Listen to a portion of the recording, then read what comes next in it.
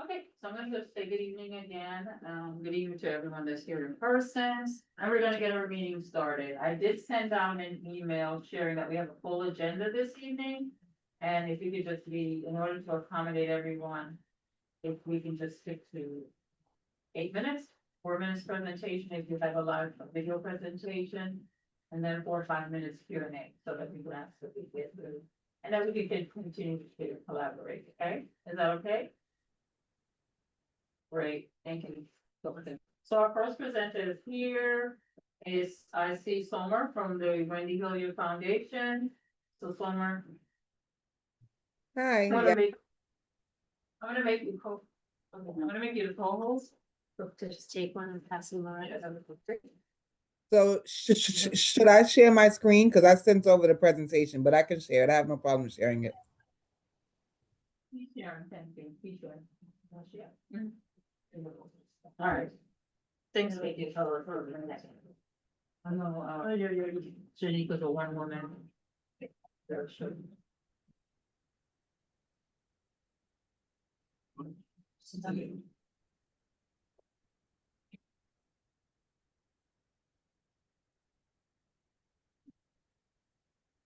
Should be good.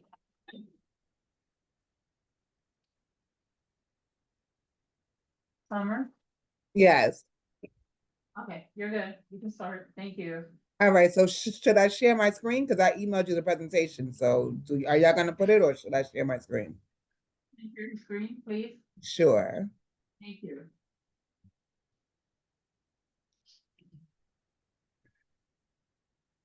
Okay. So can everyone see my screen? Yes, yeah. Okay. Thank you. Let me get this. Okay. So, this is well, first I'm Summer. I'm representing Wendy Hiller Gymnastics.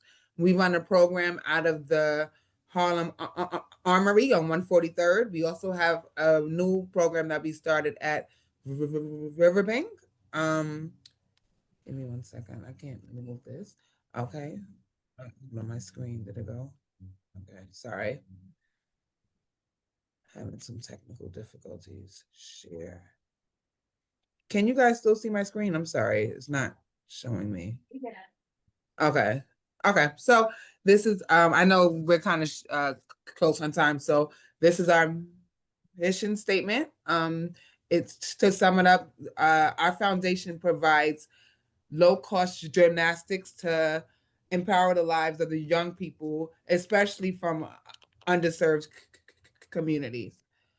Here's some background information on the foundation. It was established in 1996 in New York. We have served over 25,000 kids between the age of 3 to 17. All of our classes are free or subsidized.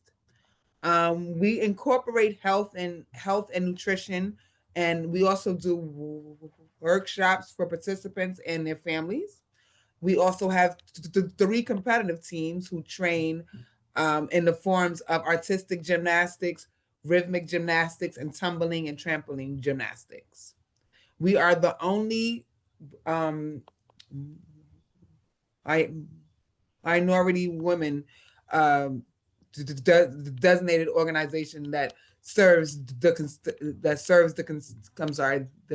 constituency with a gymnastics offering.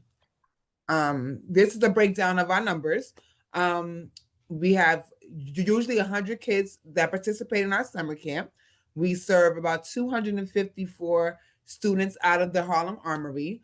Our Riverbank program, which just started, has about 73.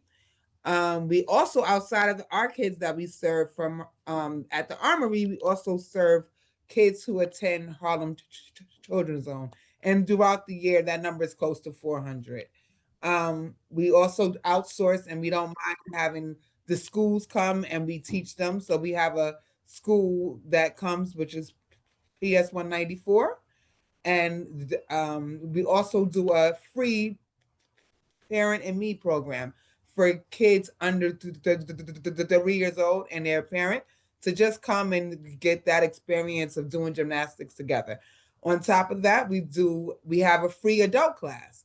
which people can come sign up and either learn how to do gymnastics, or if they have a gymnastics background, they can just have that time and space to enjoy the sport.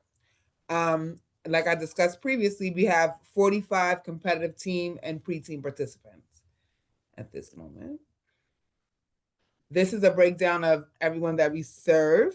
Manhattan is overwhelmingly our highest number of participants with 299 participants.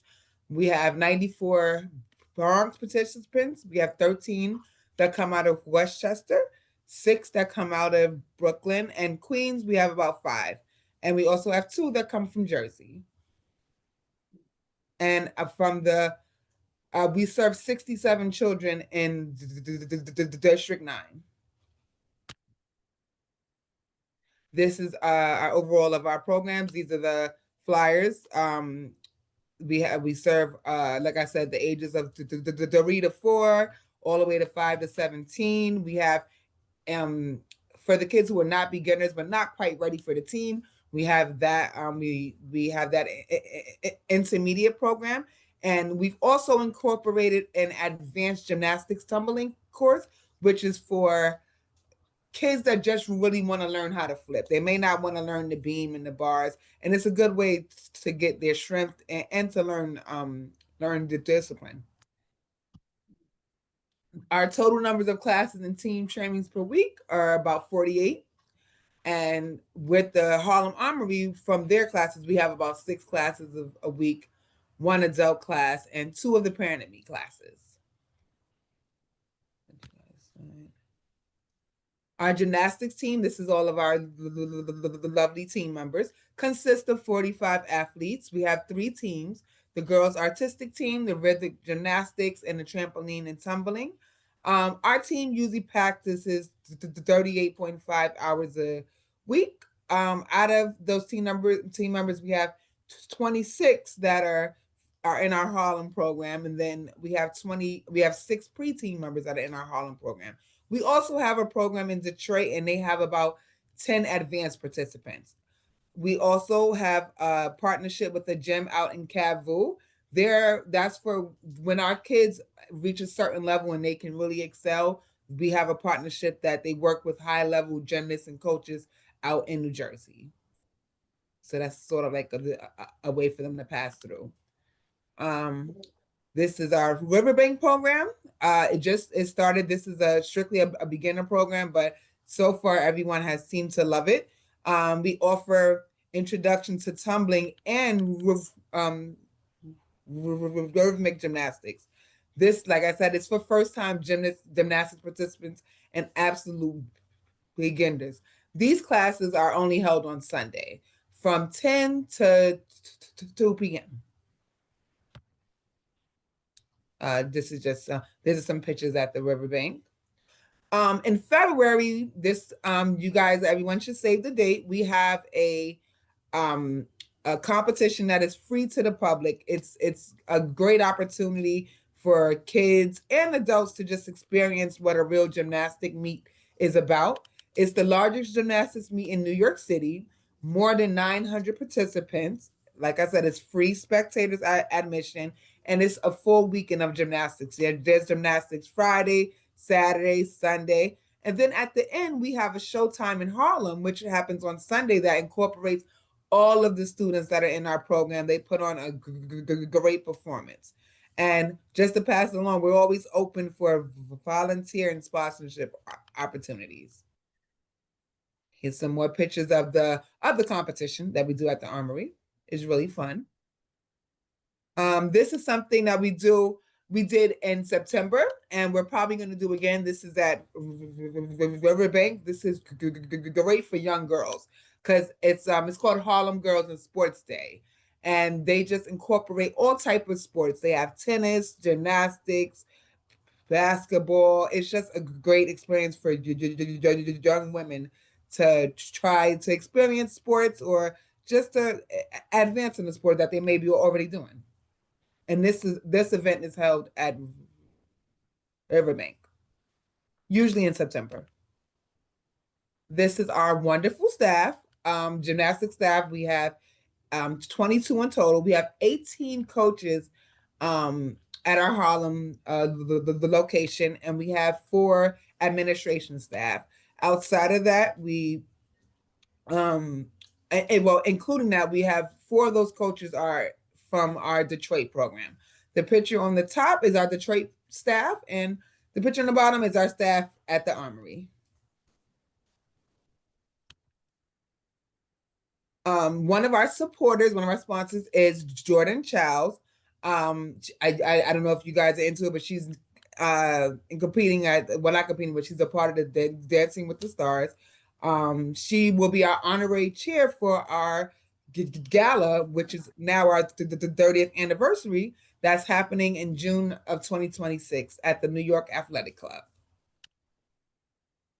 And these are the list of events that I've went over our and programs, our community program at the Armory, our classes at Riverbank, our competition, which is free, like I said, to the public, which includes Showtime in Harlem. And we have, outside of everything else, we have a summer camp from Mondays through Fridays that usually starts in July. It runs about 4 to 5 weeks, depending on the schedule of the building. Harlem Girls and Women in Sports Day happens sometime around September, and that's at Riverbank. And that is it. I hope I didn't go over too much time. Thank you for your presentation, Summer. It was good. Thank you. Thank you. Are there any questions? You see none? Are there I any think- questions? I think I saw a question in the chat. Do you take students with disabilities? Yes. I just ask that you reach out to us so we can make accommodations, just so we know. Because since gymnastic is a physical sport, that's something that we would just need to discuss. I have a quick question. So congratulations on the total enrollment in both locations. And definitely congratulations on the Riverbank, the new program at Riverbank. And on Thank Sunday. you. What ages? I know you said it that it's for new Okay, at Riverbank, or new. yes. I'm sorry, it was going in and out. At the Riverbank program, that starts at 5 years old. So we have a 5 to 6 year old program, and it's 7 to 9, and then 10 to 17. So that starts at 5 years old. Okay, and the other program starts 3, right? 3 years right? old. Yes. Okay, all right, great. Thank you. Summer, I had a quick question. Congratulations on having a Detroit Harlem kind of model. I think that's super cool. Thank You you. mentioned there were 60 participants from CB9. Yes, I'm looking at your 67. Manhattan. Is that a drop or an increase, or has it always been around that number? It really depends. It's kind of always been around that number because we have kids from all over Harlem. So, for example, our gym is in District 10, but we have students that live in CB9 that come and participate. So it's usually around the same. I think that in the past, this year may have been slightly lower because our numbers are lower. We don't have as many kids that we usually do have enrolled. That was gonna be my second question. I know schools are struggling with under enrollment. I'm wondering if you're seeing that Yes, in we your are. program as well. Yes, we are.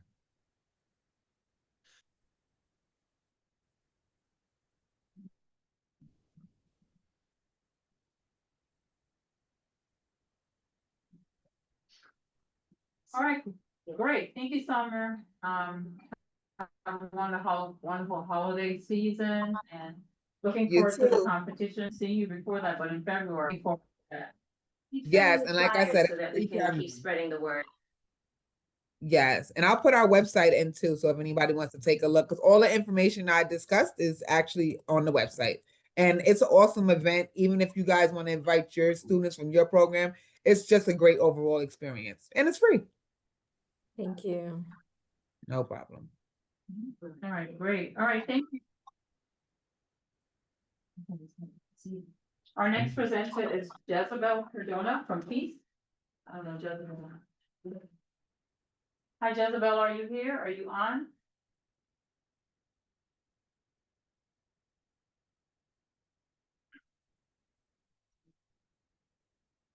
We're gonna move on to, I see. I see, I did not work, I'm supposed to do.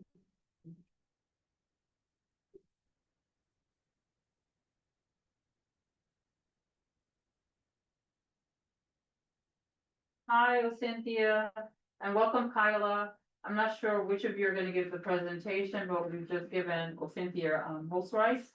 So you may start your presentation. I know you sent it to us.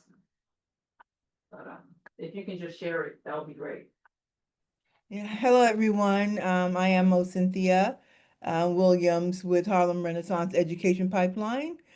And my presentation is going to be presented by our project coordinator, Kyla Butts.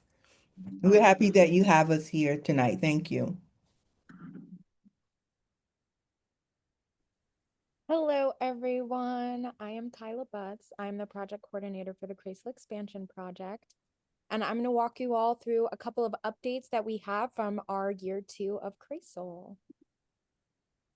So overall, we had 359 school-based adults receive at least one PED from one of our partners. We had 153 community-based adults who received at least one PD from our partners. And so to explain that a little bit, school-based adults are individuals who work in the schools, and community-based adults are parents, caregivers, community members who came out to events to receive the offerings from our partners. And then we had 5,716 students receive at least one PD, and then delivered 97 PDs overall in year 2. So to get a little bit more specific about what we offered, one of our partners, Multitasking Yogi, they primarily, or their focus is yoga and wellness. They gave wellness days to all of the schools across Harlem Community School District 5. And at some of the schools, they went in depth and trained teachers over the course of a few weeks on how to integrate yoga into their classrooms. We had 8 teachers get certified in yoga, so they're able to continue the work and maintain its sustainability, which is amazing. You can see a few more of our stats over on the right. So 258 students received classroom support, and we reached over 2,500 students total in the spring, which is very exciting. We were also able to provide yoga workshops for parents and district-wide workshops for PE teachers, so that again we can maintain sustainability in giving our PE teachers access to these materials so they can incorporate it in their classrooms. So then another of our partners is Pure Edge Inc. So Pure Edge focuses on self-care, self-management. This year, they gave a neuroscience of stress and reciprocity of care PD to 17 community-based adults. We had educator self-care and SEL learning reviews from year 1 to our paras. We reached 65 school-based adults. Then we had our Start with the Heart curriculum. Again, we reached another 65 school-based adults. And our Culture of Care Institute Train the Trainer, which focuses on training these school-based adults on how to take the learnings from the neuroscience of stress or the self-care and develop it across their entire school community for anyone who wasn't able to attend the PD. Jill from Pure Edge Inc. also visits schools on site. And is able to provide implementation of brain breaks in the classroom. So that means strategies for students to calm themselves in a moment, whether that's, I don't know if you all have ever heard of starfish breathing, or just deep breath exercises to help students cope. Sorry, I'm trying to see you all at the same time as sharing, but I might not be able to. Okay. Next, we have Eli Executive Leadership Institute. They provided Star Factor coaching for 6 school-based adults. These were assistant principals and principals in our community. They coach them in emotional intelligence leadership. So at school admin, we're really able to take a few moments, hours for themselves and reflect on themselves as leaders, how they can better show up both for themselves and their school communities. And we then had Eli go to visit a couple of school sites so that they were then able to show assistant principals how they can implement their learnings into their school communities. Yes, thank you for answering that question, Kevin. PDs are professional development events and opportunities.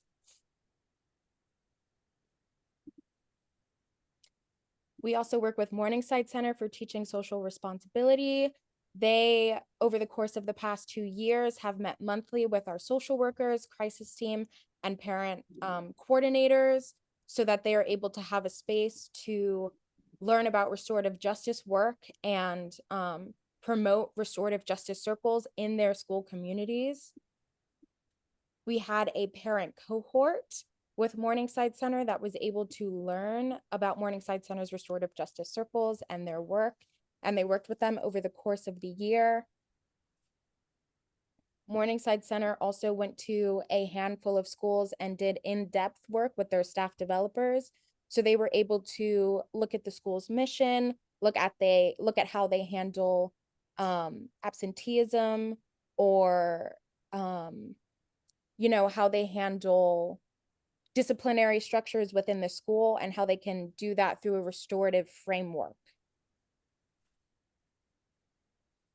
Feel free to jump in, Cynthia, if I'm missing anything. No, you're doing great. Okay, cool. Just want to make sure I get everything. And then we also work with Yale Center for Emotional Intelligence. They have been training schools across D5 how to use their ruler implementation curriculum. So 14 schools were trained in Yale ruler implementation, and we don't just stop at training them, we help make sure that they're actively implementing this within their schools. So 14 schools have created the ruler staff charters. We've been meeting with them, so we're able to look at these staff charters and learn from them, and they're able to share with other schools as well their charters and how they have started to implement it into the classrooms as well. So classrooms will create charters. Some schools are a little further along than others, but we are moving forward together as a district, and it's really exciting.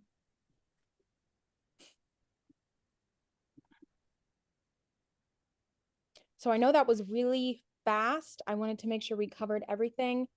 We want to open it up for any questions that you all have. Let me see if I can see you all well.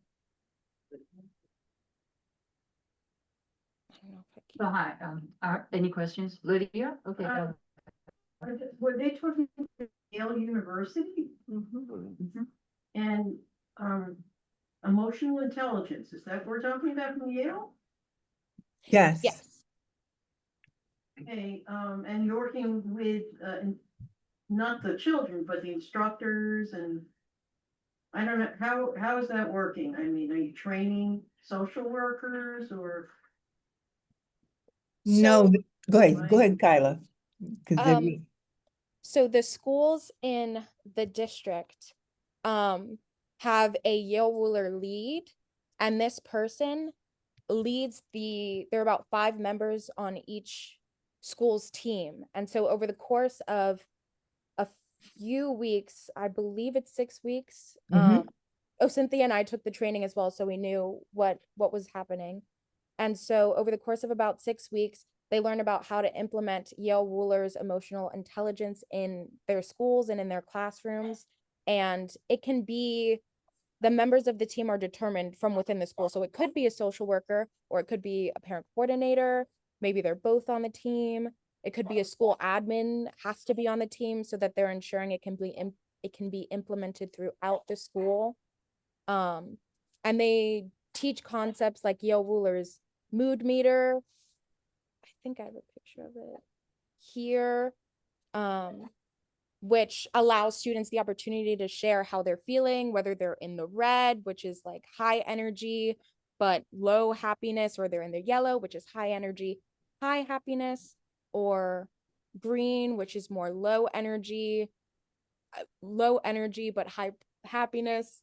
But this is what they're teaching. Oh, Cynthia, please fill in any that I have.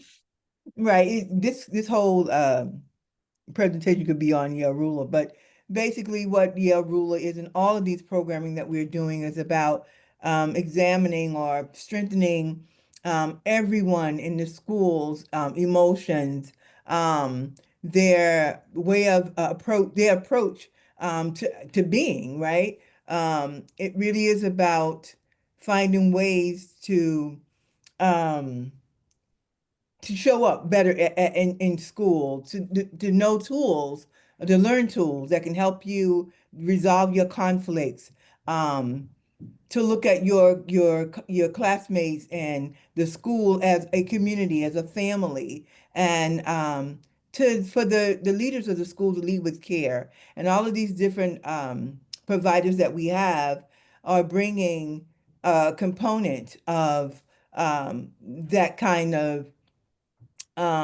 approach to, just an overall improving the culture in the school. That's what we're trying to do. Shift for culture, a one that's about care, it's about love, it's about giving, and it's about recognizing your fellow um, colleague and peer as fully human, so.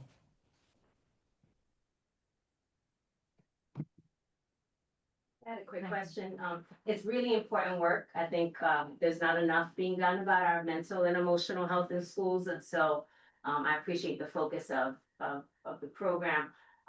We have a saying, I work for the DOE as well, that the work is not the workshop. So I'm wondering if you have, ways to measure how effective this is being on the ground, like, attendance increasing or suspensions down, like, how do you know it's working? Yes. Go ahead, Kylie, you can answer Okay. that. Mhm. So we have been able to work with NYU Metro Center. They're our researcher, and really they're helping us answer this exact question, which is really exciting. They created a form for us, a questionnaire for all CRASL participants that was sent out across the district. We got responses from school admin, from parents, caregivers, parent coordinators, everybody across the district. And we were really able to see from their responses how they felt afterwards, whether it was being implemented, how effective they felt it was. And luckily, everything was very positive. We were very excited to see those results, that people have not only been learning the practices, but implementing it in their classrooms and in their school communities. Yes, and absolutely. The district also did their own measuring, and absolutely the suspensions and incidents have gone down, and it's all attributed to this programming, but some other programming that they have that are being implemented across District 5. But yes, there's an impact from this training specifically, this program. Thank you. We'll send out the actual report from D5 to you all. Yep. What's the process of choosing partners or the, Okay.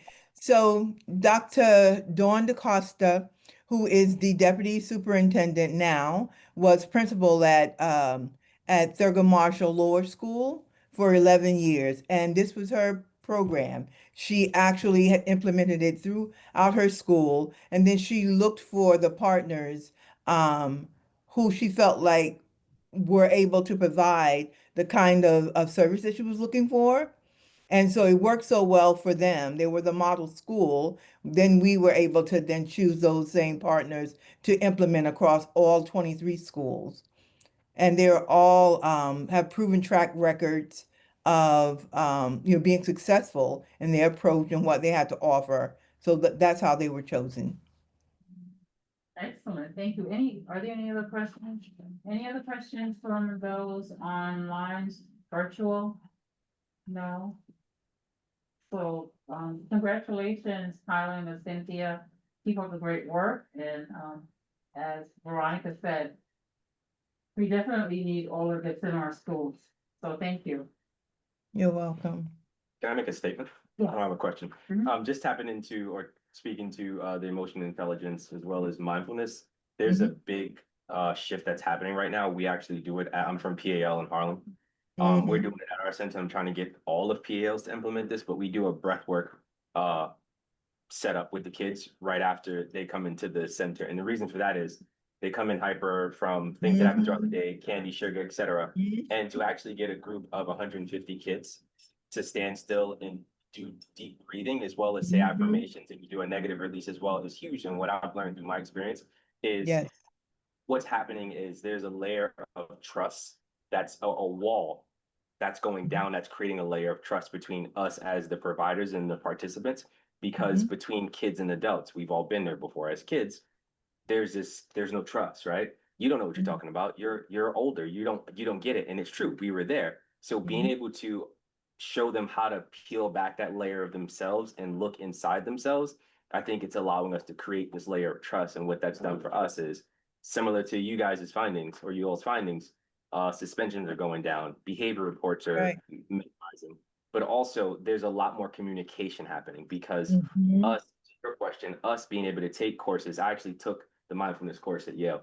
Us being able to take these courses is teaching us how to deal with our own emotions and being able to tap in and Yes. speak to ourselves, which allows us to become capable of speaking to kids in a way that help them understand how to go within themselves. And I think that's what's helping us to be able to provide this new connection that we're having with the kids, specifically at PA Harlan. But thank you for sharing. Thank you. Oh, you're welcome. I would just add that that's why we started with the adults first. Yeah, In this, 100%. I do it with my yeah, so staff. that, yep. During staff training, we do exactly that. And also what we do is we do a pre-survey and a post-survey to determine any changes or shifts that have happened during That's that time. Mhm. Yeah. Mhm.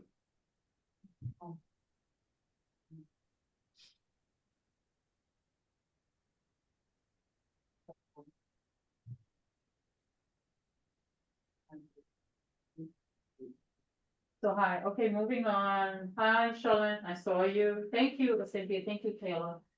Tyler. You're welcome. Tyler. Charlotte, Yes, I'm here. Good night, everyone.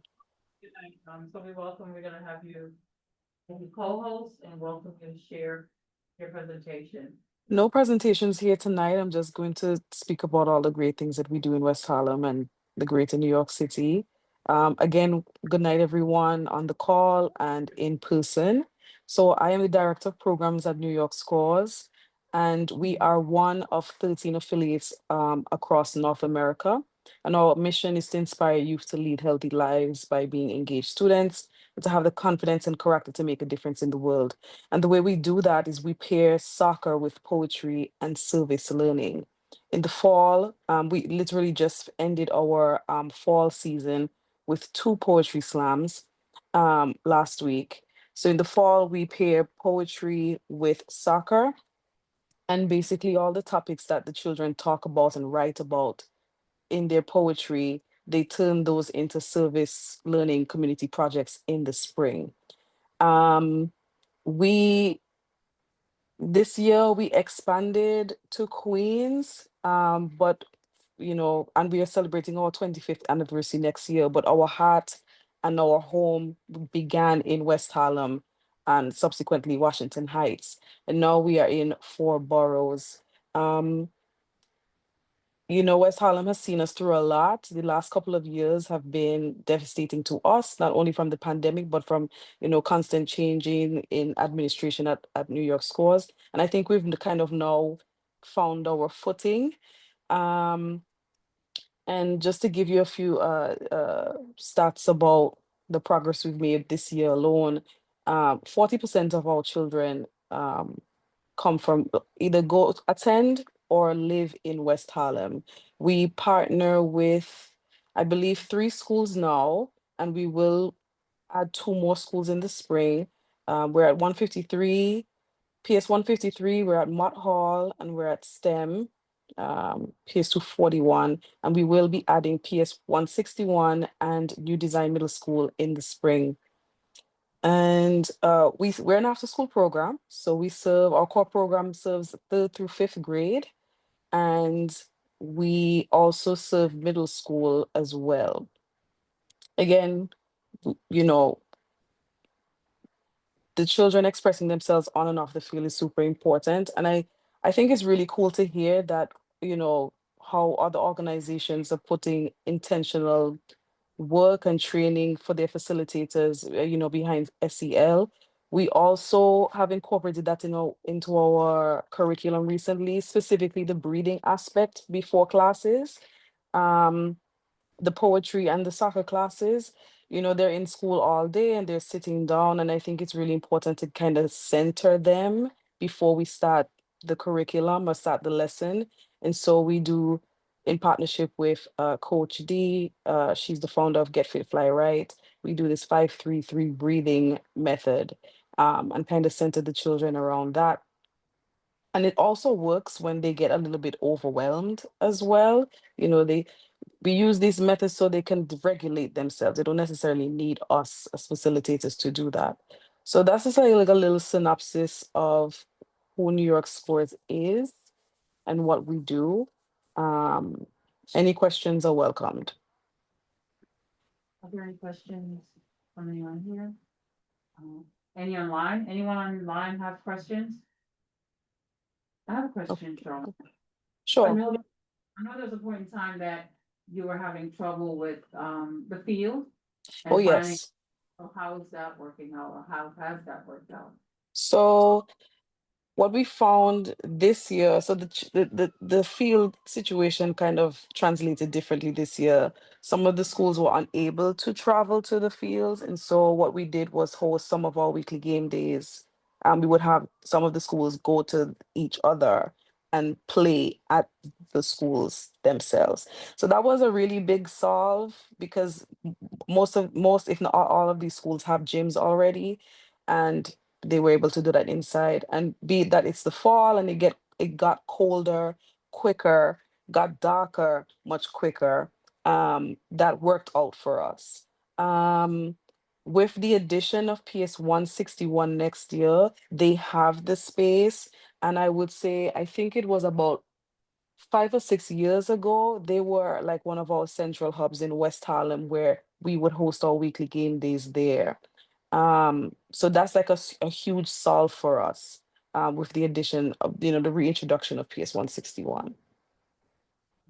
So that's excellent that you guys were able to pivot. I think going Yeah. into, and definitely, I remember when you started at 161, so great. That you're doing- Yes, Excellent that you're now in 4 boroughs, so keep the great work and send us any information so that we can share it community-wide.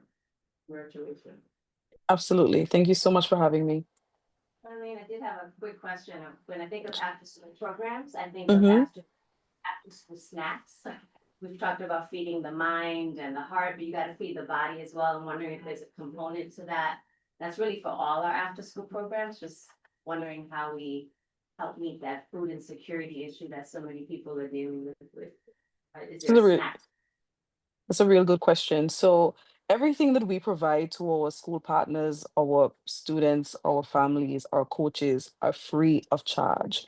Um, with the schools that we partner, we work with the DOE to provide after school snacks in the facilities. But when we have community events or we have game days on Fridays, middle school game days on Wednesdays, we provide those snacks, the water, the fruits, all of that good stuff.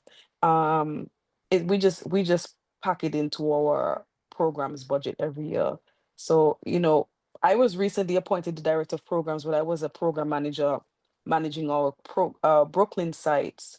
a few weeks ago. And every week I would go to BJ's and make sure that we had, like, our schools had, sufficient snacks for the children.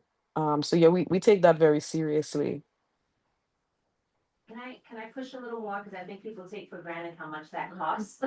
Is there a price tag for that? Like what's the weekly amount for providing snacks for your program? I would say we average maybe like $150 because we buy in bulk. We do everything in bulk. So that's what we did. The program managers for Uptown and Bronx, same thing. And Uptown being West Harlem and Washington Heights, same thing. We did everything in bulk. Sometimes we would order in bulk and just send it straight to the school. So our coach mentors, dealt with that on a weekly basis as well for the after school programs. Because we're with these children like 3-4 days out of the week. Yeah, so it does add up. There is a cost associated with it. We're in 15 schools across the city. But again, this is really important to the work that we do, and we just build it into the budget. So yeah, it's one of those things. An important part is like that invisible labor that I think organizations need to be talking more about. Thank you. You're welcome. Thank you. All right, great, thank you, Shawna. So next up, we have the Bible. And, Your slides, or should I try to? yes, fine. Can you try to, If you're on this computer, I can, yeah. send them to, Akil, who is not here? Or I could try to join the call and then share them on my phone. I don't know how that will work, and if it doesn't. Anyone else can help? Let's see. You want to try it? Did you send it an email or? Yeah, how did we get? Try to log in. Let's see. Maybe we move on to somebody else while we wait for them. Situation.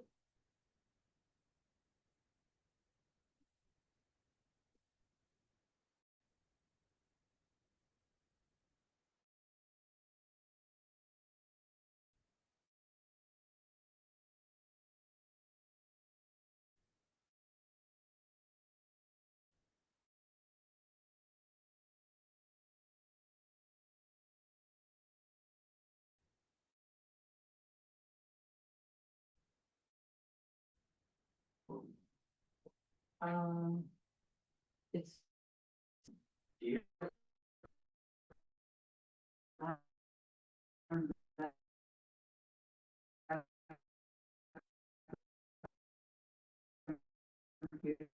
on the laptop.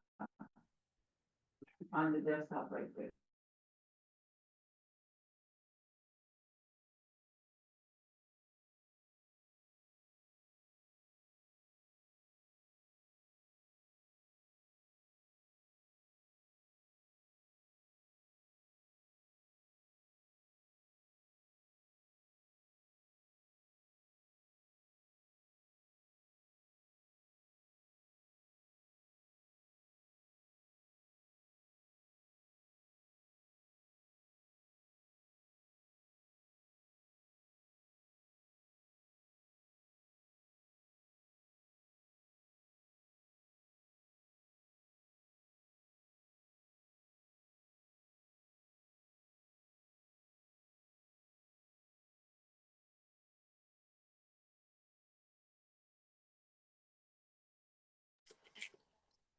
Sorry, is someone presenting? Because we're on the call, we can't hear. I think you all are muted. Yes. Sorry. Thank you. Thank you for calling that out. So I'll just say, my name is Rob Crawley. I'm a scientist with BioBus. The way that we work at BioBus is we have scientists, credentialed scientists, who become educators. So we built a lab inside a bus, and we use it to teach students all types of biological sciences, from medicine to ecologies. And if you've not seen a BioBus, I hope you do soon, and I can actually tell you where to look. I've been with the Harlem team in BioBus. We have a lab space actually right down the block that I'll tell you about in a minute that is owned by Columbia, but we operate one of our community labs there. But since I've joined this team, I've been to over 300 schools, many of which in Harlem and Washington Heights. And so we are a citywide operation, but Harlem is one of our focus areas, and West Harlem is the physical site of one of our biggest community labs. So I'm excited to welcome students from local schools and after-school programs to that space. And I'd love to talk to you more about it if you are a short commute away or ever could come for a weekend program. We do this with biobuses. So when I started, we only had one. I'm excited to say we actually are welcoming our third bus into the fleet next week. And so if you're available on 129th and Broadway next Monday, we're going to have a party to welcome our newest bus. And you can actually step on board and see it. It is full of microscopes and other scientific equipment that we have for our programs. And those programs are, we go to schools K through 12. So we do all different grade levels, and we have standards aligned curricula that match up with each grade. I also mentioned a couple of times the space, but the Columbia Zuckerman Institute, part of their Manhattanville campus, has a ground floor lab that we co-operate with Columbia. And so we get to operate it about half the time. We're there running programs about 170 days a year. The rest of the time, it's either maybe a Sunday or Columbia has programming. But so we share the space and we operate actually all the microscopes in that space and most of the living samples that students get to use. And so we like to have events there, we like to have classes there, we like to host CBOs and schools for visits to that space. And we can see about 35 people at a time in that space for programs lasting from 1 to 2 hours. It's also where we host our internship programs. And so we have had an internship that has hired between 10 and 25 high school students a year. And I'm excited to say our new application cycle is opening in a couple of weeks. But a lot of those students get the chance to do a real authentic research project. Some come back for a second year. We try to help place them in other research programs at institutions around New York City or in colleges where they can continue to pursue STEM. Of respondents, about 94% of our students do persist in STEM or get a medical or biological related career. And there's a very high satisfaction rating and the ability to work in our lab space. And it is, unlike a lot of scientific lab spaces, it's one where it's a pretty warm space. We like it to be a student space. We sometimes get knocked by our partners at Columbia that it looks like a clubhouse. That's a quote, and I take that one with pride. That's the way we want it to be. But that program is opening. So our high school internship is open to current 9th through 11th graders. That'll open on January 15th and close in March. We have a site, like I said, here, but also we are hiring interns to Bronx and Lower East Side locations. So if you have students across parts of New York City, and we have our college internship program. That is for students who either live or go to a school in New York City, and they become mentors in our near peer mentoring program. So they will become the basic research scientists and administrators who run our high school research projects under the guidance of our scientists. Many of them, that's a summer only position for our summer intensive, but then we'll have a small number of the college students stay on during the year. So that's biobus.org/internship and /college internship. And I want to end by saying, if you're free, please check out any of our events. We do weekend events all the time on Saturdays and after school, but especially next Monday, we have our sneak peek at our new BioBus. Never before, I've not even seen it. It's like, it just got here. So we're really excited. It has all the new microscopes on board, and we're gonna have a little holiday party in our lab space to kind of welcome in the bus. So you can register at biobus.org/events and then link right there for it. Yeah, and if you have any questions, I would love to talk about partnering, bringing the BioBus to sites, to partners, or having you come to our lab space for sessions. I didn't even mention it, but in the summer, we work with the Baylander. We actually run a microscope lab on the lower deck of the boat at 125th Street. Do a whole marine biology course. Right, and I'll leave the rest for any questions. Rob? Yes. Rob, I keep thinking Bob Frawley was an actor in my youth. Anyway, so how did this start? Whose idea was this? I mean, and what goes on? The kid gets on the bus and what is you sit him next to a microscope or? Yeah, in a nutshell. So Okay. it started with our founder was actually a scientist as well. He was an immunologist who worked at the medical center at Columbia. He didn't want to keep doing that. He liked hosting students in the lab there. It's a lot of, even back then, there's a lot of red tape, permission slips. It was disruptive, and his boss, I think, said, could you do this somewhere else? And so he went on Craigslist and bought the first BioBus. He bought it. It was $5,000. It was like a San Francisco transit bus out of commission, and he has worked for the next 18 years making it into a science lab. And then another one, and now another one. And when students come on the bus, we have a kind of, we'll book with the school that we'll see 6 classes. So we'll start on their class period. We'll run a program that'll end on their period schedule, clean up 3 minutes later, the next group comes. Or we'll do weekend events where on the bus will be open, people can hop on, hop off, see the bus for as long as they want to stay. What's on the bus? Mostly microscopes. It's a lot of microscopes that we put different living things under. We have like microscopes of different powers and ease to use for different ages. But we have like from little digital microscopes that anyone can touch to an electron microscope that takes a little bit of work to get going. It's Well, Any other questions? Remind me, what is your catchment area? So BioBus is New York City wide, Okay. not limited, but 95% of our programs are in the 5 boroughs. And then we have a like, specific catchment for Harlem and Washington. So basically about a third of all of our programs have. I just had a quick question. You said the space that's here in Harlem, is that the one that's right next to Vital in that same building? Yes, You can see it from the outside? Right by the rock. I have a The question. enrollment period, January? Oh, sorry, one sec. Yes, the internship enrollment starts in January and will end by March. Okay. And yes, Trevor. Yes, Go so, ahead. yes. So you mentioned that you visit schools and you're doing things during their periods, but you also host event. I'm curious as to if you have a curriculum or are there lessons like when children come on there and they're there for like 45 minutes, is there an objective? Is there specific things you talk about that you want them to kind of learn from this experience?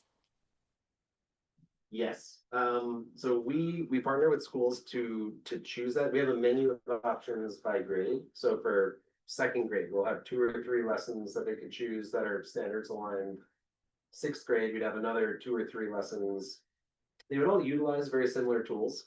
But the BioBus actually split into 2 sides. So if a class comes on board, half will go to one side, do a 15-minute activity, recap, go to the other side, do a 15-minute activity. So we'll get 2 kind of STEM hands-on experiences that are closely related, but it fits nicely into a class period. And that's our general model for when the bus goes to a. Okay, and how many children does it accommodate at any one time? Officially, our max is 30 students. Oh, that's We do nice. Okay. Yeah, it accommodates many, but not all classes in this. Okay, thank you so much. So great news on BioBus 3, because I remember the first one, the very first one. And just wanted to share with anyone, away from it just going to schools, if you're having a local community activity, you can actually in time, invite the BioBus, because Yeah. they do come out to block parties or community Yes. outreaches and wanted to share also, I know intern that did a couple of years, did a few years internship with the BioBus, so went on to Sophie Davis. Yes. That is now Nice. a, Sophie Dr. Davis, Chelsea. huh? Absolutely, so. Very good. Yeah, That is. absolutely. Yeah, no, it's great. I was on there, I was back to my nerdy days. So I enjoyed it. I hope they're still in 30 days. They are. Once a nerd, always a nerd. Oh, great. I was just thinking, we just did our district needs statement, and there's schools who are like asking for science labs, like they just don't have the equipment to do this. I'm wondering, is there a way to help with CB9 specifically, schools that might be missing that kind of infrastructure? I would think so, and like the one downside of the lab is that it is mobile, so it's hard to leave projects on that. For the space here down the block, like we do have projects going there. And we've talked with a couple of nearby schools, like PS 161 has been every year for programs, and Seed Harlem, we talked about doing ongoing projects, they would be there.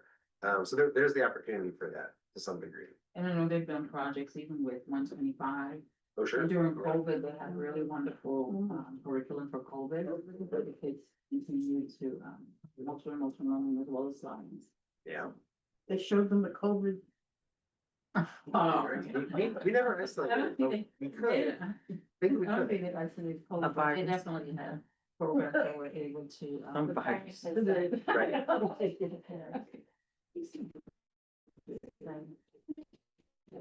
love your pins. Oh, thank you very much. Yeah, right. Yeah, that's what the first one looks Yeah, like. right. Oh, yeah, cheese, it's like a cheese bus. Yeah, So the original guy's not with them anymore? he is, he's our founder and executive director. And he's still around. Oh, Yes. that's good. That is good. Yeah. That makes me smile. It's our driving force. We were founded in 2008. Yeah, and we've been at this site since 2016. Wow, Yeah. great. There were regards to Christine and keep sending us information and keep up the great work. Of course, and I brought some flyers. Yeah, Church absolutely. info. Yeah, thank you. Absolutely. Okay, all right, thanks. So next up, we have Claire, Creative Artworks. Hi, everybody. I'm Claire. I'm the development manager at Creative Artworks. Also here with me is Kevin Claiborne, who is one of our program managers. I'm going to go ahead and share our little presentation real quick. Let me go ahead and make that full screen. As I said, we are Creative Artworks. We are a creative youth development nonprofit. Mostly basically serving Manhattan, the Bronx, Brooklyn, and Queens with a concentration in Harlem, Washington Heights, and the South Bronx. Our mission is to equip children, teens, and young adults with essential life skills, connect them with communities, academic success, and career opportunities, inspire them to reach for new possibilities. Here today, we are talking specifically about our WHDC funded programs, specifically in this district. Because of the timing of the year and sort of like when we're with you, we're going to talk a little bit about programs we were running last spring, as well as what's sort of launching in development and some of the programs that are maybe not specifically what we are supposed to be here telling you about, but are also interesting and fun and in the area. So kicking off, Kevin is going to take over to talk a little bit about our programs this last spring at APR. Hi, everyone. My name is Kevin. I'm one of the program managers with CAW. I also live in the neighborhood, although I am taking this call from downtown. This program was called Foundations at APR High School. It was for first-year students or freshmen or first-year students to ease them into high school life. And some of the workshops that they did in this class were, I think, on the next slide, were involved in basically helping them figure out, what is their life going to be like? How would they like to creatively think about their life moving ahead? They created board games using analog art skills to visually represent, challenges that they might navigate becoming high school students and young adults. They also worked on some self-portrait projects that allow them to visualize their identity, both their inward facing identity and their external identities through mixing portrait. And yeah, that program is also built on top of Stephen Covey's 7 Habits of Highly Effective Adults, but his son's version, the teens version. So it kind of builds on some of the information in that text and uses art as a catalyst to kind of deepen some of those concepts. It was on the first slide, but just in case it wasn't mentioned, last year at APR through the Foundations program, we reached 337 students with sort of this integrated art making program. Last spring, we also had some in-school art making programs at the William Lynch School. We served 126 third through fifth graders last spring in a mixed media program, meaning they were doing like a lot of different types of art making. Especially with the younger students, we get a lot of feedback from our school partners and sometimes from their family members when we interact with them that they are, unfortunately, in this day and age, sort of surprisingly unused to doing a lot of like hand work. And so, getting them to do these sort of like hands-on projects is really kind of fun to see. And it seems like it really engages them and really makes them more enthusiastic to be there.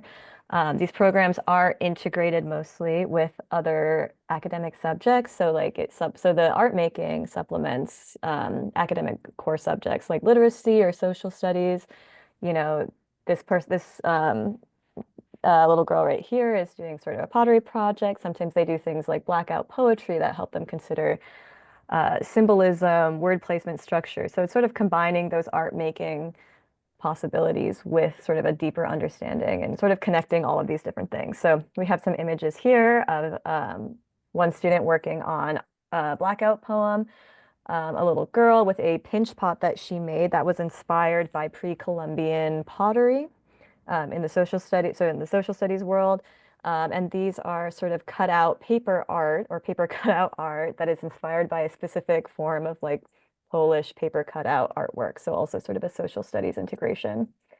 As far as what's coming up slash, I guess already ongoing for 2025, 2026, we did already launch our in-school programs at PS 153, currently expected to serve 95 first and second graders there. And then right after we come back from sort of a winter recess, we'll be launching programs at 368 and at Foundations. So what's taken place at 153, which last year we served 100 first and second graders. Again, a sort of similar mixed media program aimed at a slightly younger crowd because the students we serve there are a little bit younger.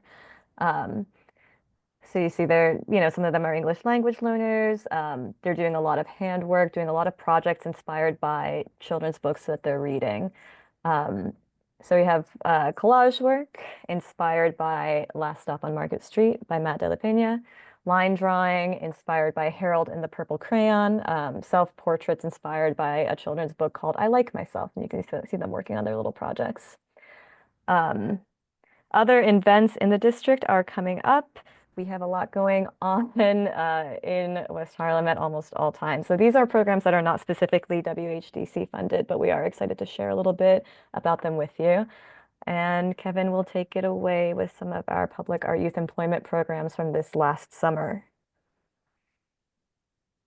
Yeah, last summer we had students work on a documentary film, or short film about the art and artists in West Harlem.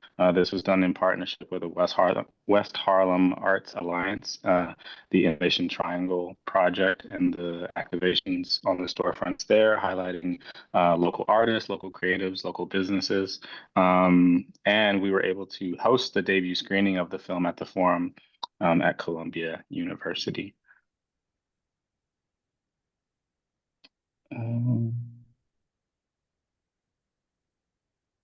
Go to the next one. I think it's loading. Maybe I moved up. Okay, well, I see. yeah. We also, oh, go ahead.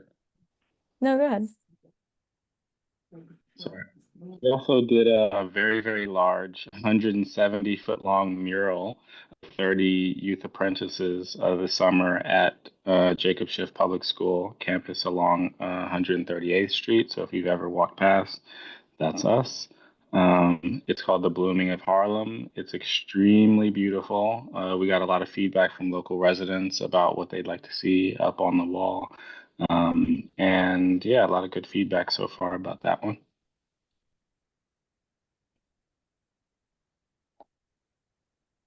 And also, we did a interior mural in the community center at Grant House's community center. It's part of a larger NYCHA beautification initiative. So we worked with 14 different YAs and spent the summer sort of designing the mural, speaking to residents, both young and old, about what they'd like to see in this space, even though the space is primarily used by the youth. And it has like a video game theme because it's primarily full of games and fun activities for residents to do and take place. in that room. It's very 8-bit, very Super Mario vibes, but it's very cute. Some other programs, we are frequently at Montefiore Square Park for community art making events, for It's My Park Day, for the Jazz Fest. Also, if you're just there generally, you can see the mural in the background of one of the photos. That's one of our murals that was done in 2022, I think. These are some photos from a pop-up event we did there. We also, we come here and we present specifically a lot on our in-school programs, but we do also have after-school / out-of-school time programs in the area as well. We have 2 after-school programs at PS 192 and at 368, which are both supported by Cultural After-School Adventures funding from Councilmember Abreu. So those are some of the things going on. And that's sort of most of what we've been up to. Well, actually, I don't think it's all that we've been up to in the district, but it's a lot of what's going on. We have a lot of different projects and a lot of different things sort of up and coming. If you'd like to reach out to us, this is some of our contact information. And I'm happy to take any questions.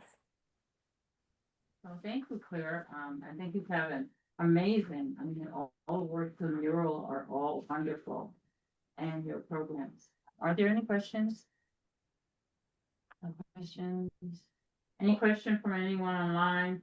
Please feel free to unmute and ask your questions. I had a question about this long winter break we have. Do you do any programming during those school breaks? Officially, yes, we do programs. We do run like out of school time programs during vacation times. I don't think we have anything currently scheduled for this specific upcoming winter break, unless Kevin has other intel to share. Yeah, no, not this one, but February we will. I have a quick question. With your youth apprentices, like for summer, is it part of like Summer Rising, or is it, how do you select them? It's just summer camp? Kevin, do you want to take this one? Yeah, sure. It's well, we partner with different people around the city through the SYEP program who basically help us do the recruiting. So they choose, or students actually choose who they'd like to work with. But then we also have partners who sort of try to match, try to make sure the students get their top choice of who they'd like to work with and work for. And then we choose as well. I would also add, so since we do the summer program in partnership with the Department of Youth and Community Developments, like SYEP, as Kevin said, mostly, teens and young adults go through the lottery. They do some selecting. We work with CBOs to sort of figure out who's working with us and some selection. This past year, because we actually had a budgetary surplus that we weren't expecting, we were actually able to directly hire, I think, 5 youth apprentices that didn't make it through the lottery, who we had worked with before and were really interested in working with us again, but again, didn't make it through the lottery. And so because we had some surplus, we were able to hire them directly this year, which was really nice. That's great. That's good. All right, excellent. Are there any other questions online? If not, thank you. Keep up the great work. Thank you all so much. So we'll try to see some of the murals that I have not. We have a mural map on our website. I'll put a link in the chat if people want to figure out where their closest one is. But we have a lot in that area. Great. Thank you. Okay, so our next presenter, I'm not sure if Shayla, he's from Boys and Girls. Hi. Yes, I'm here. Okay. Hi, okay, great. Thank you. Thank you for your patience. No worries. Last but not least. You're not last. Oh, there's someone after. Oh, on the list I was. Okay, great. Good evening, everyone. I don't have a presentation. I'm just going to give an update on the work supported from our generous grant from WHDC. But good evening, everyone. For those I haven't had a chance to meet, I'm Sheba Keys. And as of October 1, I now have the honor of serving as president and CEO of Boys and Girls Club of Harlem. For those of you who don't know, just for context, BGC Harlem is now in its 45th year of serving Harlem youth and families year-round. We operate from our programs and our offices on our clubhouse headquarters on West 145th Street. But we also operate 6 clubhouses in public schools across Harlem, offering safe, supportive, and engaging spaces for young people to learn, grow, and have opportunities to thrive. And tonight, I'm pleased to share an update on our progress under the WHDC grant provided to our Project Learn programming, and specifically at PS 186, which is our clubhouse headquarters, and also at PS 368, which is also known as the William Lynch School. And so as of this month, we have close to 200 young people actively engaged in programming across these 2 sites. These youth are from grades K through 6. The program for Project Learn focuses consistently on academic support and enrichment along with this theme that we've all talked about this evening, along with social emotional learning and supports and resources. Our staff and our team offer strong engagement and resources and supports to help our young people develop in their academic enrichment and studies, and also provide a community and the trust that's needed for families to develop and to want to support and help their young people develop and grow. We are implementing Project Learn as outlined in our proposed strategy for our proposal. This includes daily homework help, individualized academic support for our young people. So we receive the progress reports from our young people participating in our programs. And we then get a sense of where they are and what their specific needs are academically. So we provide small group support, math tutoring, and literacy support. We also offer storytelling workshops with a storytelling component that's offered weekly. We also have hands-on STEM activities that we build in to build out some of the exposure to early engagement opportunities to get exposed to just different levels of STEM competencies. We also offer a level of chess. Chess is very favored among our young people, and we see it as a early stimulation to analytical thinking and critical thinking, and also just a way to discipline young people and help them to sort of develop their own practice of focus and development.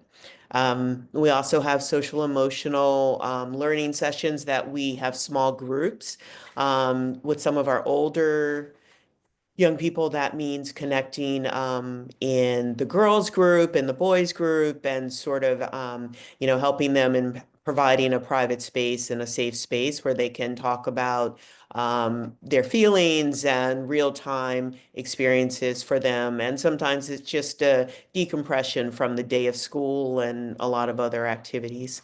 We also build in a level of creative arts and culturally responsive enrichment. And then we also include, we have a lot of guests that come, volunteers that want to support our work. We have mentors and mentoring that we're offering.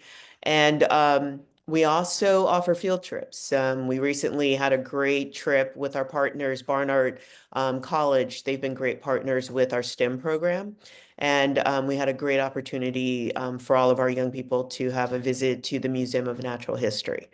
And so we really focus on a holistic model under this program of Project Learn. So we're really focused on emphasizing academic skill building, self-efficacy, and really just the whole child development. Some of the signs that we look for in terms of progress at this early stage of the grant cycle, we see increased after-school attendance rates. We see greater engagement among our young people, speaking up, engaging in the activities. We also see a little bit more academic confidence, little glimpses of more competence and comfort in their homework achievement. And we also see more consistent homework completion. We see stronger communication skills. And then we also monitor healthier peer-to-peer interactions as measures of how well they're doing in terms of their social emotional wellness.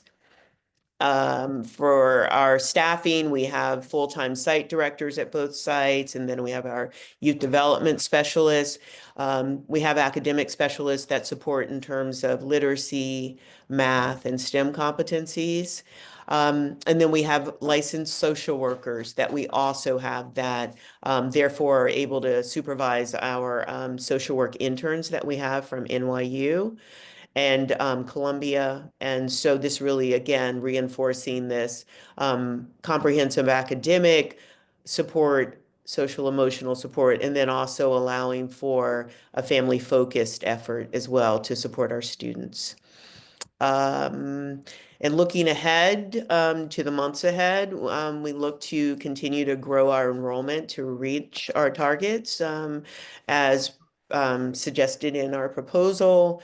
We'll be conducting more winter and spring academic assessments to see where our young people are and see what we need to work on as we move towards the end of the school year, and hoping to help our young people get on target, particularly in their math and their reading competencies.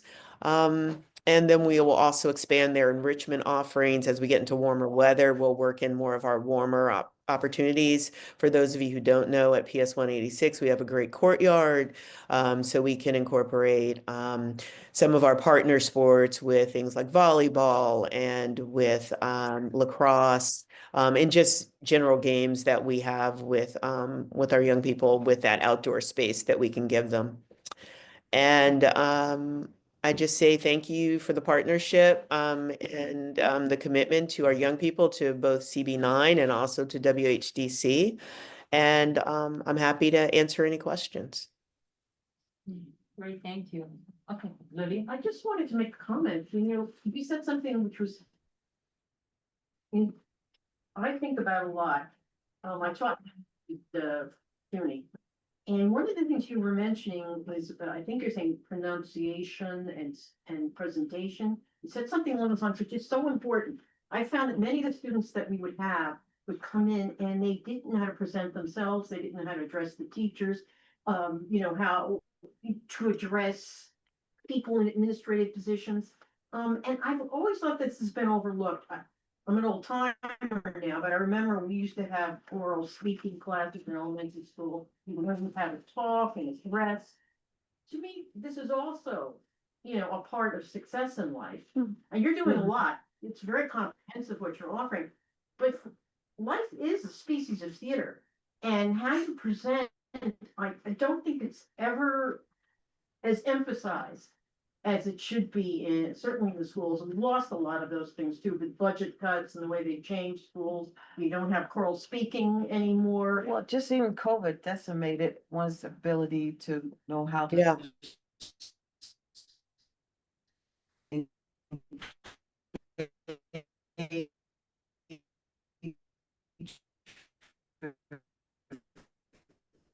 People. But that's really important, I think. And I think it's underrated in the schools. Yeah, Sorry. absolutely. Yeah, absolutely. And I think COVID definitely did a number in terms of, just some of those basic sort of, particularly for our young ones, in terms of those early entry points and engagement with teachers, being with peers, and just some of those early exposure points that were disrupted but they're key for just those critical skills that are, being able to communicate and articulate your feelings and your thoughts are essential to any young person's development. It's been going on for years, though. It didn't start with COVID. I've noted, Yeah. over the 40, 50 years, they cut down all of these extra things of presentation and theater and expression. As I said before, life is really a species of theater, presentation. People will make a Sure. judgment. 10 seconds of walking in a doorway and opening your mouth. That's what Well said. That's Point how you well become taken. president. Are there any other questions? Comments? Comment. Shay, I want to say thank you and congratulations and for the expansion of the work. I know just the transformation of the club, with the opening of the clubhouse, you play a pivotal role in that now to actually lead them and take it in another dimension. So thank you. I was there a Thank few you. actually, and we're talking about Project Learn, but just the whole total program with community resources, the families are included in what's Yes. going on. And I know we were talking specifically about this, but I just wanted to check in, how are the teenagers doing? How, because I know that you have a wonderful program for them as well. Absolutely. The teens are doing well. We are serving them predominantly right now at FDA through our program there, which is not in Community Board 9, but some of our Community Board 9 students are definitely attend FDA. But what we're doing now is some of those students come over. You'll be interested in this. We actually have a barbershop internship, which is, and I'll be reaching out to you because we are definitely looking for volunteers, willing participants to be practice for our young people who are learning the art of being a barber and also using it to teach them in terms of entrepreneurship and what it means to run a business. So we have a local barber who's being a great partner to us, and a few other barbers who are volunteering their time. So that's one of the internships. We also have with our teens yoga, again, in this theme of mindfulness. So one of their internships is they are practicing yoga, and then in turn, teaching yoga to middle schoolers. So they are learning the skills and then teaching it to the middle schoolers. So we're beginning to gear up in preparation for our summer program. It continues to grow and it continues to be oversubscribed in terms of the wait list. So we're going to begin earlier on that and get ahead of that. And so we'll be in touch as well about that, our summer paid internship. Excellent, thank you. And I just want to say to your staff, just like you already know you have a wonderful group of staff members, but they're amazing. So Thank you. Thank you for that. you. Okay. Thank you. Your information for others if they'd like to reach out to you. Thanks. Thank you. Thank you so much. Thank you. So, okay, we have a few minutes. They'll be short. Malik, would you like to presentation or say something, anything to? There's nothing I wanted to present. I mean, I'll share. I mean, I did share some about where I'm from, PAL Harlem, with some other stuff. So we're an after school that runs Monday through Friday from 2 to 6 p.m. We have Teen Center Monday and Thursday between 6 to 9 p.m. and then SNL, which is Saturday Night Lights, which is basketball from 5 to 9 p.m. We do arts and crafts, hydroponics, dance, recreation, beekeeping, and rugby. But we do not have a BioBus partnership. So You said beekeeping? Beekeeping. Okay. Yes. I like that. Excellent. Yeah. Excellent. Thank you. I have a quick one. Okay, well, we have one more. I'll wait. Okay, thank you, Of course. Vice Chair. Sure, I'll be quick. Okay. Great to see everyone again. I'm Malik. I'm with Ice Hockey in Harlem, community-based nonprofit. We offer ice hockey as enrichment program, free of charge. And girls, our biggest challenge when I came on board 5 years ago remains the facilities. Our program was historically out of Lasker Rink, which is now known as the Davis Center. That closed down 4 years ago. We've since operated out of Bowman Rink in Midtown and World Ice Arena in Queens. We bear the cost of transportation, et cetera. We bus the kids out to Queens, anything outside of the borough for practices and games. The Davis Center has returned. We appreciate the support from the community board. We need it more than ever. When we moved out to Queens, et cetera, our expenses grew exponentially. Coming back to the neighborhood here, that ice is not free. Our expenses continue to grow exponentially. But again, it's about the opportunity, and not having that rink really proved the value of our program because we are max capacity. We have kids and parents who are at the rink right now in Queens. Our biggest accomplishment that I'm going to brag about this year is the formal launch of our girls program. We have 40 girls top to bottom. They have their own designated practice time. And over Indigenous People Weekend earlier this fall, we took a group of 8 girls to the University of Wisconsin for 4 days, 3 nights. The University of Wisconsin is in the middle of nowhere, but they have the #1 women's college hockey team in the country. And their best player, Layla Edwards, is going to be the first Black woman on Team USA this year. So they got to meet her, spent 4 days out there. We got on a plane, we lived in a hotel. And that's a great experience, a learning experience for everyone. It just changed lives, just that trip alone. And we continue to build momentum within the neighborhood. We take up to 50 new kids every year. We do the college visits. So far this year, we've been to LIU, we've been to Princeton, we'll go to Williams College in Massachusetts. Our program is all about creating better people. For the kids who work hard enough, it'll take care of itself, the boys and the girls. And another success story to wrap it up. There's a kid who actually lives around here in CB9 on St. Nicholas Terrace. I also live on CB9 on 142nd Street in Convent. A kid, Josh Eisinger, I met him 5 years ago and learned to play. He was in our program. I'm on a travel team. He now attends 3 meals a day in a dining hall. And other sports as well. So it's kind of also through education, because a lot of the best hockey teams are in schools, like many other sports. So we appreciate the support again. So proud to be going strong, and very proud of our girls. Yeah, thank you for sure. This is great. I think I'm proud of them. Back to the Central Park Ring for. Yeah, so we now operate out of Bowman Rink in Midtown, World Ice Rink in Queens, and the Davis Center. What that does is allow everyone to practice twice a week, which is the baseline for any hockey team. Practice during the week twice, games on the weekends. It allows us to set the kids up for success when they go out to compete. But the Davis Center, former last rink, used to be open end of October to early March, like Bowman Rink is right now.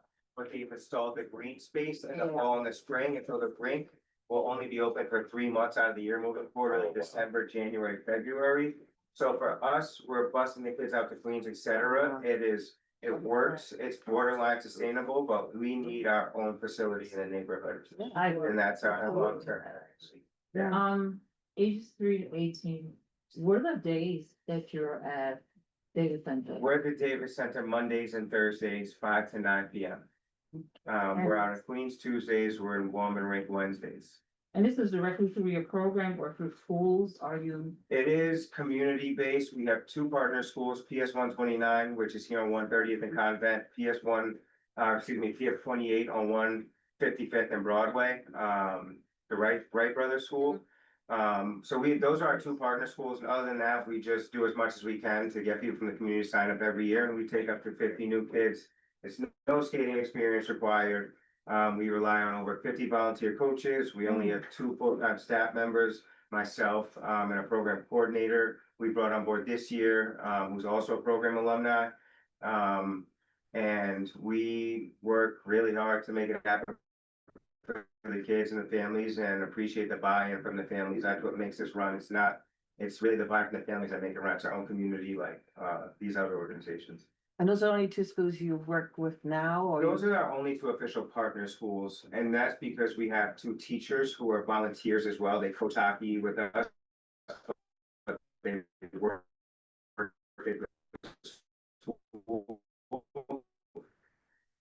and so that just it deepens the relationship for us. The kids are excited to partner with schools. Okay. I wish I had 500 kids signing up every year. We're not there yet because again, we're a small team, so we can only get out so much. Oh, that's great.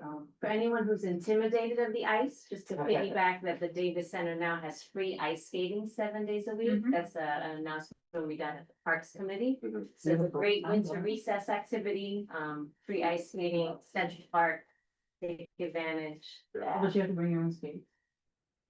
Sure, they have rentals. Well, I don't know that. They used to in the past. They use. You're right. They should. If they're given, if it's free skating, they have to have rentals available. I feel like that's a, All right, good. So, yeah. well, great, thank you. Thank you. Yeah. Any questions from online? Anyone else want to just do a quick brief announcement? We are actually in time. Yes. Hi, I'm just wondering if we'll be able to present today. I had spoke to Deidre because of Harlem Holiday Lights last month. Okay, so that's me, so I'm the bad person. So I'm gonna allow you, go ahead, Jazz, I'm sorry, quickly present. Okay, no problem. I'll go quickly. I know we are out of time. Okay. Just making sure you guys can see it.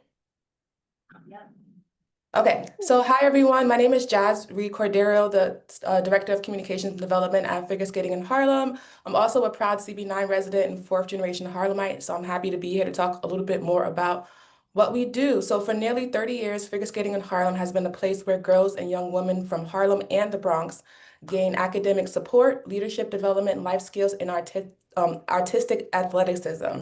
We help them become champions on and off the ice. Our mission is simple. We help girls transform their lives through confidence, leadership, and academic success. And our mission extends beyond the rink. It's not just skating. Our goal is to bridge gaps in education and professional spaces while cultivating future leaders who will break barriers and create lasting socioeconomic change in their communities and beyond. The impact of our mission is visible in the achievements of our students and alumni. I'll go quickly. One of our alumni, Flo Ngalo, an FSH alum and Harlem native, became the first Black woman photographer to shoot the Met Gala, a history-making moment for Black creatives everywhere. Another older alumni, Tanae Davis, was just promoted to Senior Specialist of Global Communications at MasterCard, a major step in her rising career and a testament to the leadership and foundation she built at FSH. Oh, sorry. I did not know it was going to start playing. Let me just mute it. Okay, that she built as FSH. Mackenzie, one of our current students, was just cast as young Nyla in Broadway's The Lion King, if anyone goes to see it. That's one of our students in the Broadway show. And our current senior was just accepted to the University of Pennsylvania through Crestbridge, earning a full 4-year scholarship that covers tuition, room, board, and more. She's our first Ivy League acceptance of the year. Lastly, one of our Winter Dreams participants became a published Barnes & Noble's author, demonstrating the creativity, drive, and academic strength our programs help nurture. These success stories represent what becomes possible when our Harlem girls are given the opportunities to dream boldly. This year has also been one of our most impactful. At the moment, we're serving over 300 girls, spaces for girls and young women through year-round academics, STEM exposure, skating instruction, mental wellness support, and college and career readiness. Our current I Can Excel program has 153 students enrolled, and their growth in the classroom, on the ice, and emerging as leaders is extraordinary. Recently, we went to Harlem Holiday Lights and celebrated with our community, and it was fun. Dance battling and chicken noodle souping on the float, thanks to our partnership with the Davis Center and Century Park Conservatory. And so now our students are gearing up for the Riverbank tree lighting this coming Saturday. They just returned from a competition in Connecticut this past weekend, and they're packing up to go to Boston this weekend as well. So most of our students are from Harlem and the Bronx, and we're continuing to increase our efforts as we currently have a little over 30 CB9 students, but we're trying to increase that reach through organic and paid advertisements and just being out in the community in the summer and all those great events. So as the first competing skating team of color in the world, we made global history with our Emmy-nominated docuseries, Harlem Ice. But with all this growth comes a challenge. We have reached capacities. We kind of need a permanent home, a space here in Harlem that matches the scale of our dreams and allows us to grow for the next 30 years as we have been growing for the past 30 years. So we continue to thank CB9 and the West Harlem Development Corporation, as your support has been invaluable in sustaining our our programming. And as we look forward to expanding our footprint, we hope to deepen that partnership. And we hope to see everyone at Riverbank this Saturday for the tree lighting. Thank you. Excellent. Thank you, Jazz. I'm sorry that you were rushed, but you were so clear and you captured it all because that's a hard thing, right? You're part of the program. Any questions? Any questions? I love that program. I think, wasn't it on TV last year where they talked about the ice? Yeah, so we just Program? got Emmy nominated for our 5-part docuseries on Disney Plus. It's called Harlem Ice. And this is a historic moment, not just for us, but for Harlem, because we're the first skating team of color in the world that's a competing team. So we're really putting Harlem on the map. It's really exciting. Yeah, So thank you. yeah. That's one of the sports I watched during the Winter Olympics, the ice skating. And I can count the number of Black figure skaters that existed, and now we'll have more. So bravo to you and your team. Thank you so Thank much. you.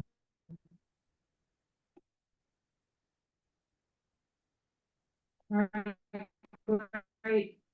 Any other comments? Any other?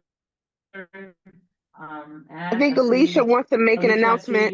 So I'm gonna turn it over. I did, that's what I'm asking. I just wanted Guys, to, good evening, everybody. I'm sorry. Can you hear me clearly?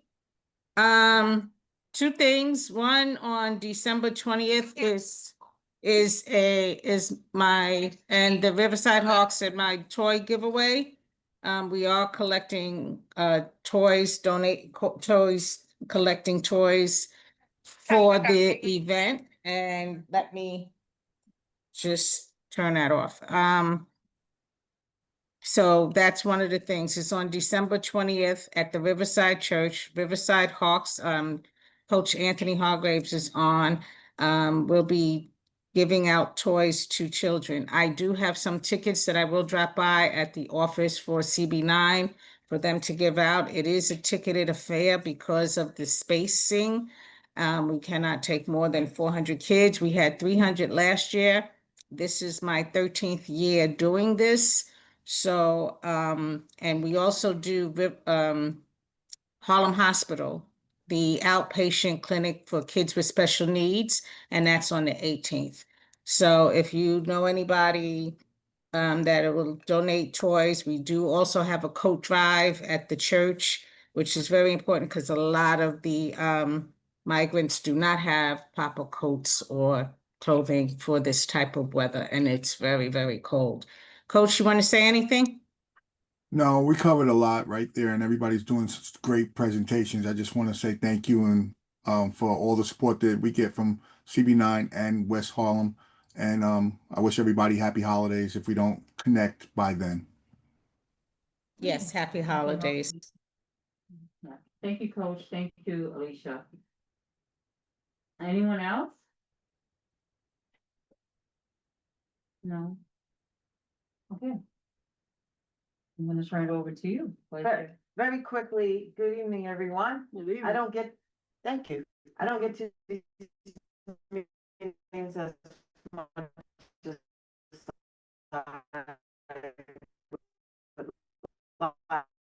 but I wanted to cannabis and management, because I asked you to send it out.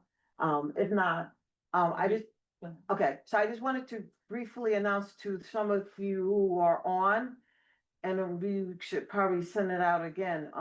There's a grant readiness session for community-based organizations that's happening this Thursday in person. That will be happening up at the CUNY School of Public Health.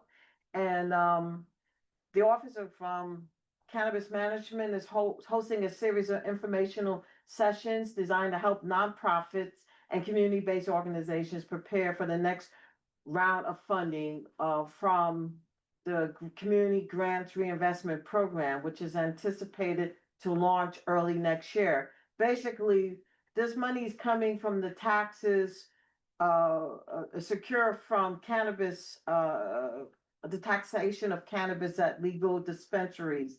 And one of the the mandatory goals was to make sure that money that was secure from these legal dispensaries was reinvested back in the community. And it's supposed to go back to organizations that have a youth focus, for one, and focus, I believe, in areas of workforce development, health and well-being, housing, and I'm sure there's a fourth category. Quite a few organizations, CBOs, received funding last year, and they had a chance to present, and now this is second round. So this Thursday, there's an in-person session at the, I guess at the School of Public Health, CUNY School of Public Health. That session will be happening from 10 to 12. And then there's another session that's happening in Albany. And then there's a webinar that's happening on Thursday, December 18th from 11 to 12:30. And, you know, once again, I want to encourage any CBO who might be looking for additional funding to apply. And these sessions are designed to make it possible for you to apply and be successful. The money is there. Certainly, communities that have been wronged by the injustice associated around the incarceration around cannabis, this is a way to right a wrong. So I'm making that announcement to encourage people to please check out the opportunity. And we should, Chair, resend the flyer again to remind people so that they can take advantage. Sure. That's my announcement. Thank you for allowing me to share. Thank you for sharing. Anyone have any questions for Vice Chair? The amount of the grants, to make a sense of how much. That's a good question, because I was looking at what the amounts were last year. I thought I heard a figure about 50,000 maybe in terms of grant funding. So, that's a lot of snacks and a lot of whole other things too. But, you know, the goal is to make sure whoever applies is successful. And I don't know how many organizations are looking to support, but my focus is CB9, which is why I'm here. So I want to make sure that all the organizations that are possibly eligible get a crack at applying for the funds. So that's it, Chair. Thank you. Wait, so our chair is here with us? Oh, I'm sorry. Thank you. Our chair is here with us. Would you like to say a few words, questions, comments? Any words? Few words. Happy New Year. I was next door at the house meeting. I was You dropped in, so I'm happy that you're here. speaking with them about a couple of important issues. No, but I'm sorry I missed some of the presentation. It was great to see Coach there. Yeah, I see the coach. He's on TV, What's up, man? right? Weren't you on TV, Coach? Hello, everybody. How great you? I'm here. How is everybody doing? I thought he was on. I'm well. I know you can't see me. It's Victor Edwards. It's okay, But Vic. glad you both presented. Alicia, thank you, as always, for your dedication to the community. And I hope to make the event there. Boys and Girls Club presented that. I heard a good bit of that. That's fantastic work in the neighborhood. And two gentlemen have yours, but I heard the work you're doing. Thank you for that work. What about the session you went to for CODA? Did you want to share? Thank you. Yes, I attended the holiday celebration for CODA up on St. Nicholas, and I was totally impressed with the work that the people are doing. The young girls that are there and seniors. Seniors did some poetry that some of the artwork by the young lady was really great. So I want to get more involved with them. I know there's some other background issues that we're taking a look at on the housing side and the animal side. That could be a separate thing. The good work they're doing should be recognized and encouraged. At the same time, we're looking at the other issue as well. But it was really nice. Great, thank you. It was really nice. Great, thank you. So for all our attendees and our partners, community partners, we want to thank you for your dedication, the work that you're doing. We want to wish you happy holidays. Some of you I know we'll see at our general board meeting. For others, happy holidays. Continue the work. Please share your information in the chat for your attendance sheets. Please email them to us and we'll get them signed and returned to you right away. So on behalf of Shanika and I, the entire committee, those here, thank you. We're gonna have our meeting, we're gonna adjourn our meeting. Thank you. Have a great night, everyone.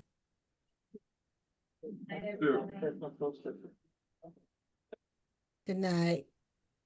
Night. That- Oh, there, good night, Francine. There's Good night. Francine. Good night, Alicia. Where Good is- night, Lana.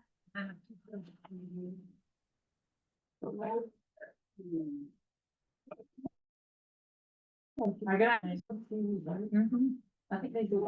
Oh, good night, Donovan, thank you. Wait, I have a question. This is Lena. Are we not having a regular board meeting after? I thought there was more. No? Am I supposed to get off? I guess I am. I'm confused. No, so just wanna say thank you for getting us to the budget process priority. Is there anything? That's you good. Want to share? Lana? There's no old business. No. That's what it is. But do you have anything you wanted to say? You want- Lana? I was just asking whether there was more to the meeting. No. No, Tonight no. we had all our presenters and no more. to the- Okay, I thought there was gonna be like regular business. Okay, great. Thank you, everyone. That was great. Okay, good night. Adjourn the meeting at, my watch this time, what time is it? 8:20. So, yep. Oh, I've been. Who was the second? Okay. Thank you. All over. Prior to this, I was working with a lot of. I'm on the house.